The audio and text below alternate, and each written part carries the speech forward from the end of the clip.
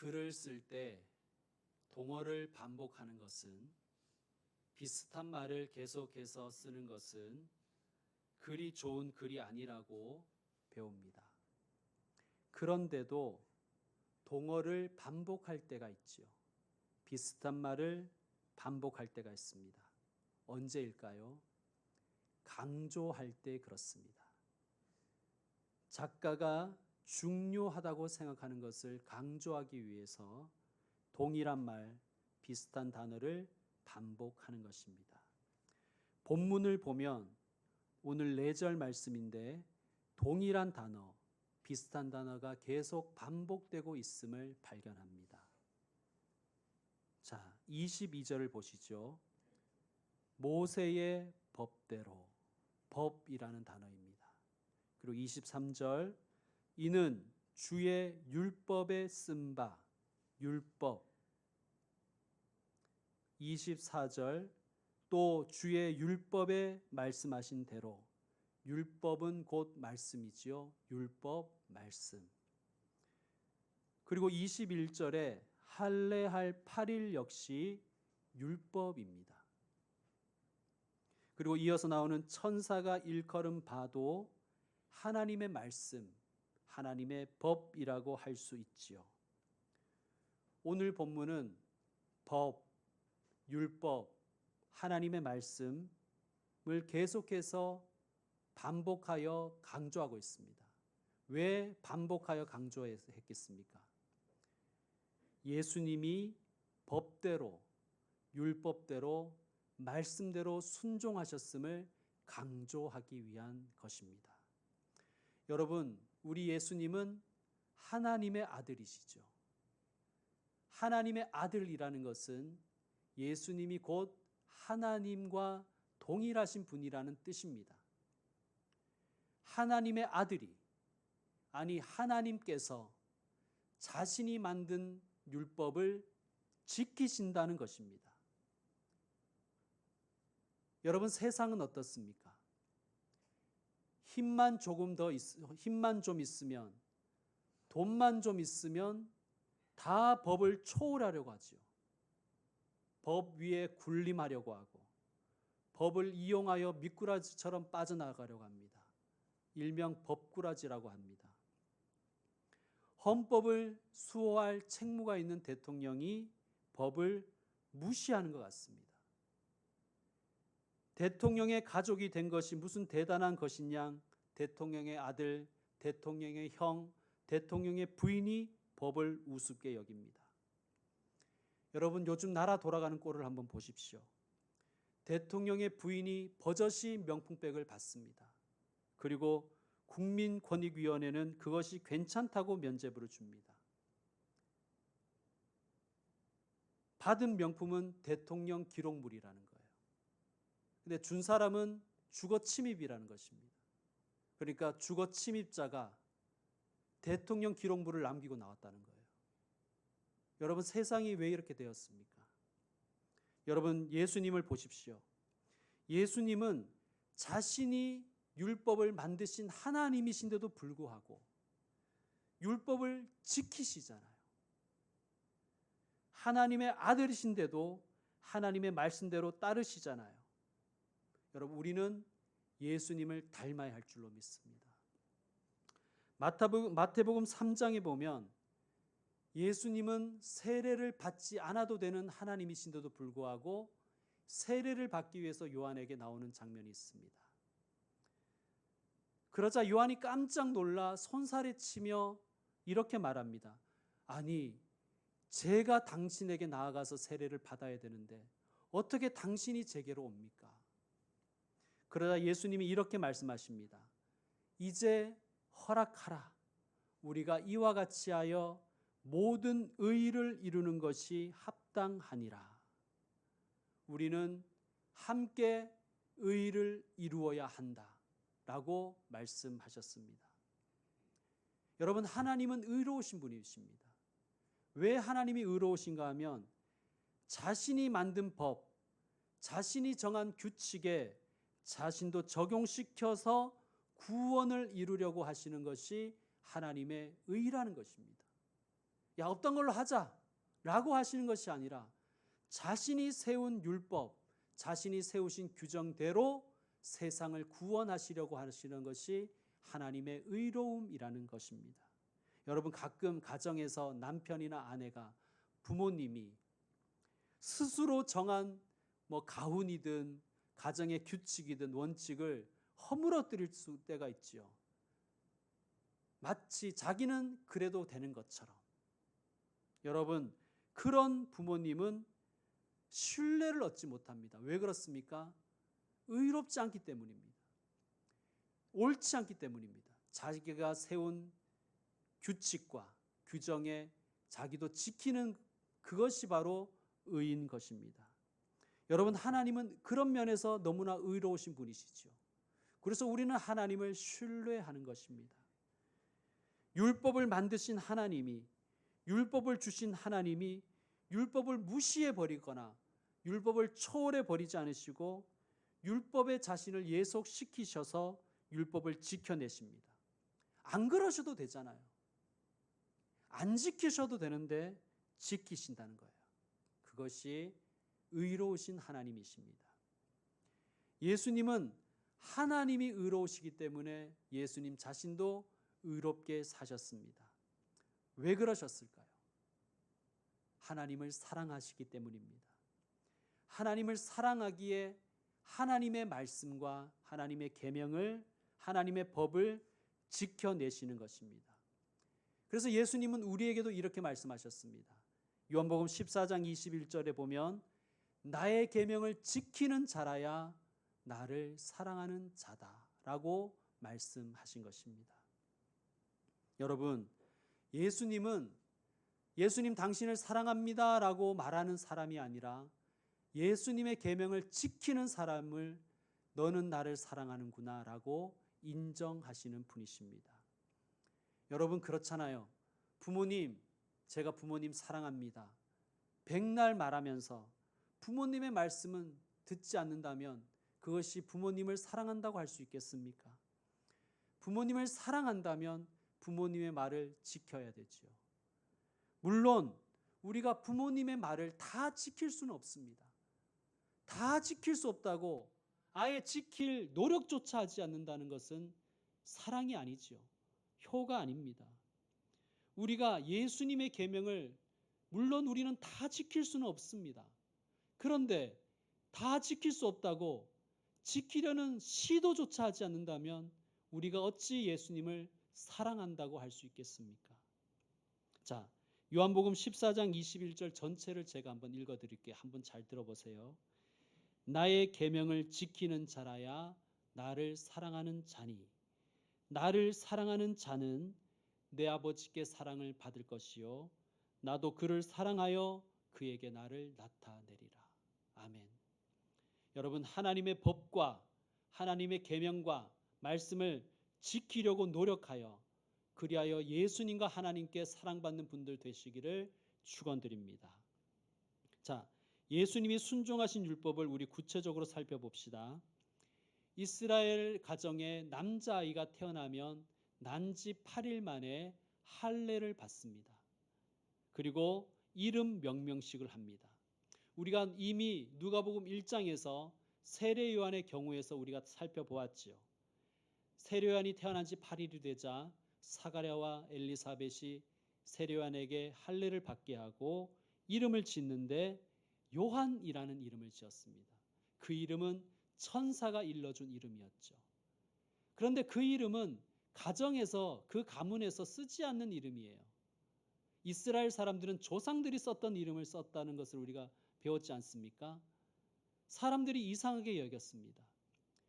부부가 그런데 동일하게 그것을 주장하니 사람들이 놀랍게 여겼다는 말씀 우리가 배웠습니다. 자, 2장 21절을 보면 할례할 8일이 되매, 자, 예수님이 율법에 순종하시는 장면입니다.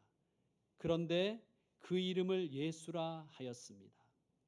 세례요한과 마찬가지로 세례요한의 경우와 마찬가지로 사람들이 이상하게 여기는 사람들도 있었을 것입니다. 그러나 곧 잉태하기 전에 천사가 일컬음 바라라 라고 되어 있습니다. 여러분, 천사가 일컬은 발은 천사의 뜻을 가리키는 것이 아니라 천사는 하나님의 뜻, 하나님의 메시지를 전하는 존재죠. 그러니까 그것은 하나님의 뜻대로 하였다는 것입니다. 여러분, 우리는 여기서 중요한 것을 발견합니다. 하나님의 법을 따른다, 율법을 지킨다, 하나님의 말씀을 따른다는 것은 이성을 다 내려놓고 성경의 작구대로, 성경의 문자대로, 기계적으로, 맹목적으로 신봉한다는 뜻이 아닌 것입니다. 우리가 말씀을 읽고 말씀을 받을 때 이 말씀의 뜻은 과연 무엇일까? 이 말씀을 통해서 하나님은 내게 무슨 말씀을 하시려는 것일까? 묵상하고 그래서 그 뜻을 발견하고 그 뜻을 따르는 것이 말씀을 지키는 것입니다. 여러분, 말씀을 통해서 여러분에게 향하시는 하나님의 뜻을 발견하십시오. 그리고 그 뜻을 지키시는 그러한 분들 되시기를 소망합니다. 자, 22절 보겠습니다. 모세의 법대로 주석 표시가 되어 있죠. 여러분 밑에 내려와 한번 확인해 보세요. 뭐라고 되어 있습니까? 레는 레위기입니다. 레위기 12장 2절에서 6절을 인용한 것입니다. 정결 예식의 날이 참에 아기를 데리고 예루살렘에 올라가니. 레위기 12장은 8절로 되어 있는데요. 아이 낳은 여인에 대한 규정입니다. 여인이 아들을 낳으면 40일 동안, 그리고 여자아이를 낳으면 80일 동안 정결의 기간을 보내야 됩니다. 이 기간 동안 부정한 여인이 어떤 사람이나 물건을 만지거나 또 다른 사람이 이 여인을 만지면 그 사람도 그 물건도 다 부정해집니다. 그러니 40일 동안 혹은 80일 동안은 이 여자를 건드려서는 안 되는 것입니다. 그리고 이 여자는 일을 해서도 안 되는 거예요. 자, 이것은 출산한 여인을 보호하고 배려하시기 위한 하나님이 세우신 여성인권보호법이라고 할 수 있습니다. 당시의 관점으로 보면 말이죠. 여러분, 지금은 많이 좋아졌지만 과거 여성들의 사회적 위치는 정말 형편없었습니다. 가난한 서민들은 출산 후에도 금방 생업의 전선에 뛰어들었어야 됩니다. 저희 할머니도 고생을 많이 하셨는데요. 제게 이런 말씀을 많이 하셨어요. 할머니가 13명 애를 낳았는데 일하다가 애 낳은 적도 있다는 거예요. 더 심각한 것은 애 낳고 그 다음날 바로 밭에 김매로 갔다는 거예요. 먹고 살기 위해서는 어쩔 수 없었던 것이죠. 여러분, 고대 사회, 남녀 차별과 남존 여비의 시대 속에서 아이를 출산한 여인, 특히 여자아이를 출산한 여인에게 80일의 정결 기간을 주신다는 것은 최소한의 몸 회복 시간을 보장하시기 위한 하나님의 속 깊은 배려인 것을 우리가 알 수 있죠. 여러분, 율법을 통해서 차가운 하나님을 만나지 마시고 율법에서 따뜻한 하나님을 만나시길 바랍니다. 율법에는, 하나님의 말씀에는 하나님의 사랑과 자비와 속 깊은 배려가 담겨 있습니다. 그러므로 여러분, 우리는 어떤 사람이 되어야 되겠습니까? 말씀을 들이대며 사람을 죽이는 사람이 되어서는 안 되고, 우리 역시 하나님의 사랑, 하나님의 자비, 하나님의 속 깊으심, 하나님의 배려를 닮아가는 사람이 되어야 될 줄로 믿습니다.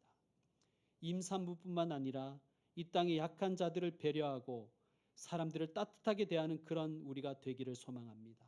그럴 때 우리 사회가 하나님의 나라를 닮아가는 사회가 되지 않겠습니까? 그 책임이 우리에게 있는 줄 믿습니다. 부정의 기간이 지나면 정결 예식을 드려야 되는데 예루살렘 성전에 올라가서 제사를 드립니다. 이때 원래 규정은 이렇습니다. 1년 된 어린 양 한 마리, 그리고 비둘기 한 마리. 그 비둘기는 산비둘기나 집비둘기 새끼도 괜찮습니다. 아마 집비둘기라는 것은 양식한 그런 비둘기 새끼를 가리키고, 그건 조금 더 비싸겠죠. 그것조차 살 형편이 안 되는 사람은 산에 가서 야생 비둘기 한 마리 잡아서 바치면 되는 것입니다. 그런데 가난한 사람은 어린 양 바칠 형편이 안 되겠죠. 그러면 어린 양 대신 비둘기를 바쳐도 되는 것입니다. 그러니까 가난한 사람은 비둘기 2마리를 바치면 되는 것입니다. 형편이 되는 사람은 어린 양 1마리와 비둘기 바치고요. 자, 이 말씀은 가난한 분들을 배려하는 하나님의 마음이기도 하지만 저는 중요한 마음도 있다고 생각합니다. 중요한 그 원칙도 있음을 우리가 발견할 수 있습니다. 가난하다고 해서 형편이 안 된다고 해서 하나님 앞에 빈손으로 나오지 말라는 뜻입니다. 자기 능력과 형편에 맞게 자원하는 마음으로 기쁜 마음으로 준비된 예물을 하나님께 드리라는 것이 율법의 뜻인 것입니다.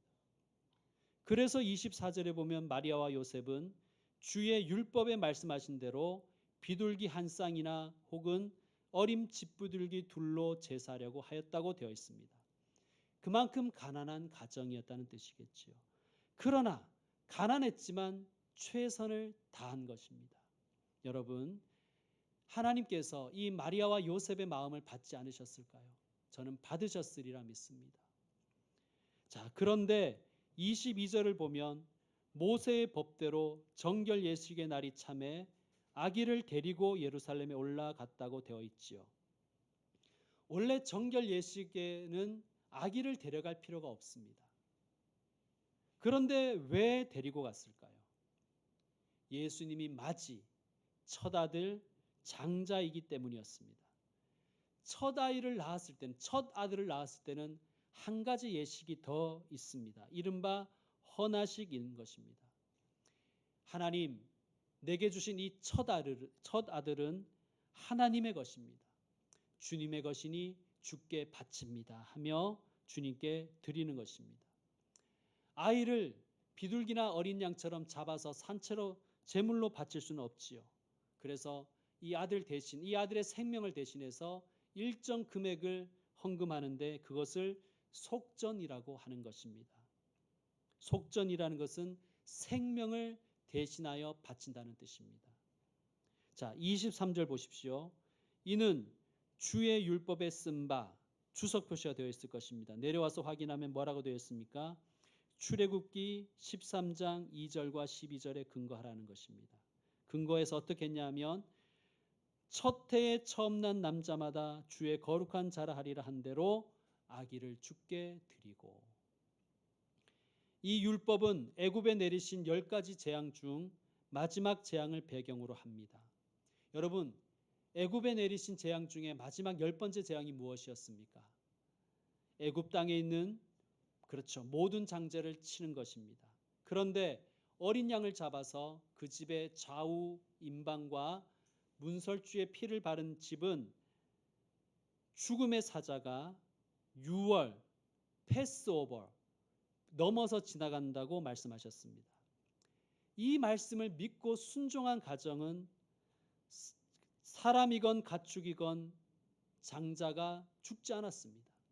그런데 이 말씀의 약속을 믿지 못하고 어린 양의 피를 바르지 않은 집은 장자는 사람이건 가축이건 다 죽어버렸습니다.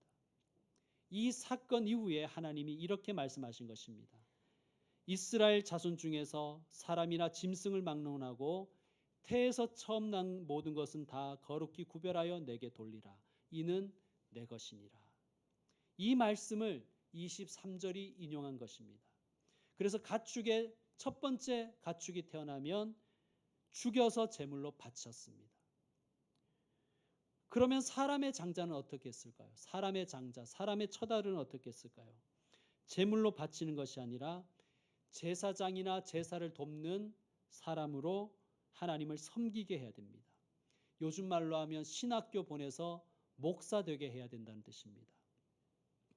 그런데 하나님께서 이스라엘 가정의 모든 장자를 대신해서 레위 지파를 선택하시죠. 그래서 레위 지파에게 성소의 일을 하게 하십니다. 제사장과 레위인을 삼으셨습니다. 그리고 그 제사장과 레위인을 다른 모든 백성들이 11조로 생계를 책임지도록 하나님께서 규정하신 것입니다. 자, 우리 말씀을 한번 찾아봅시다. 민수기 말씀 찾아봅시다. 민수기 구약 210쪽쯤에 있습니다. 민수기 8장 16절입니다. 구약 210쪽 민수기 8장 16절. 자, 여러분 한번 읽어 주십시오. 민수기 8장 16절 시작.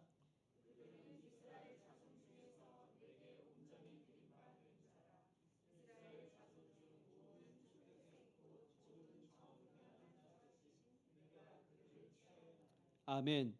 자, 18장 21절 민수기 18장 21절을 함께 읽겠습니다. 시작. 내가 이스라엘의 11조를 레위 덜 찾으셨습니까? 자, 민수기 18장 21절 함께 읽습니다. 18장 21절 시작. 내가 이스라엘의 11조를 레위 자손에게 기업으로 다 주어서 그들이 하는 일 곧 회막에서 하는 일을 갚나니. 아멘. 자, 여기 갚나니라는 말씀이 있죠. 그래서 11조를 11헌금이라고 하지 않고 세금 조자를 써서 11조라고 하는 것입니다. 11조라고 하는 이유가 여기에 있는 거예요. 나의 장자를 드려야 되는데 대신 11조로 갚습니다라는 의미인 것입니다. 그래서 장자가 태어나면 이 가정은 속전으로 은 5세겔을 바치면서 이 아이는 주님의 것입니다라고 고백합니다. 그리고 하나님께 약속을 지키겠다고 하는 것입니다. 참고로 은 1세겔은 4데나리온의 가치가 있다고 그럽니다. 여러분, 우리가 아는 것처럼 한 데나리온은 노동자의 하루 품삯이라고 하죠. 10만 원으로 쳐봅시다. 그러면 은 1세겔은 40만 원이고 은 5세겔은 200만 원 정도가 되는 것입니다. 적지 않은 금액이죠. 자, 여러분, 기독교 전통 가운데 첫 열매를 하나님께 드리라는 가르침이 있습니다. 그러니까 11조는 첫 열매인 것입니다. 여러분의 수입 중에 첫 열매인 것입니다. 그래서 수입의 10분의 1을 마치 첫 열매를 드리듯이 하나님께 드리는 것이 11조입니다. 다 쓰고 남는 것 드리는 것이 아니라 먼저 첫 열매로 11조를 드리고 나머지로 사는 것입니다. 여러분, 그리고 그리스도인은 첫 시간을 하나님께 올려드리기 위해서 노력해야 됩니다. 하루의 첫 시간을 첫 열매로 드리는 것이 새벽 기도죠. 일주일의 첫날을 첫 열매로 드리는 것이 주일 예배입니다. 여러분, 여러분의 첫 시간을 하나님께 드리기 위해서 노력하시는 분들 되시기를 축원합니다. 전도하면 꼭 이렇게 말씀하는 분들을 만납니다. 제가 요즘 많이 바쁘니까 바쁜 시간 좀 다 지나면 한가해지면 교회에 나가겠습니다. 교회 봉사를 권하면 이렇게 말씀하는 교인들이 있어요. 나중에 시간이 되면 봉사하겠습니다. 여러분, 하나님께는 남는 시간, 자투리 시간 드리는 것이 아닙니다. 첫 시간을 먼저 하나님께 드리려는 마음, 가장 처음 것을 주님께 드리고자 하는 마음을 하나님은 기뻐하십니다. 성도 여러분, 다 쓰고 남은 것 하나님께 드리려고 하지 말고, 다 쓰고 남은 시간 하나님께 드리려고 하지 말고, 주일 예배가 변수가 되는 것이 아니라 나의 스케줄의 첫 우선순위, 첫 번째 상수로 삼는 분들을 되시기를 주의 이름으로 축원드립니다. 이제 설교의 요점을 정리하고 말씀을 마무리하겠습니다. 첫째, 주의 말씀, 주의 계명을 지키는 자가 주님을 사랑하는 자라는 것을 명심하십시다.